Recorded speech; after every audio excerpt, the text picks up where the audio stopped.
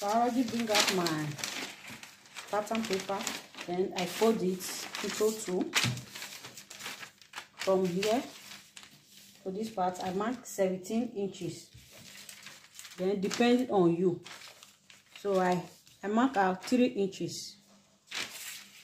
From here, I mark out 2.5. So the ending part here, I have 1 inches. So next I'm going to cut it out.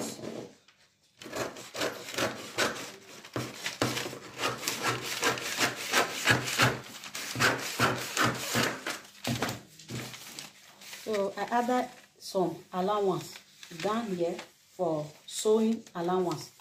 I added allowance. So you are going to cut out 2 pieces of it. You are going to cut out 2 pieces. Then this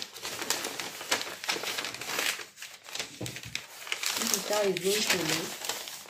After cutting it out, you are going to bring your fabric. Then you will start from here. You will start pleating it. You will pleat it, pleat everything to the other part. Then after that, you are going to turn stitch. You will turn stitch and give it a nice iron. So this is how you are going to pick out the collar part. You will print it around your neckline. Then after that, you will turn stitch and give it a nice pressing iron so that the collar will fall in.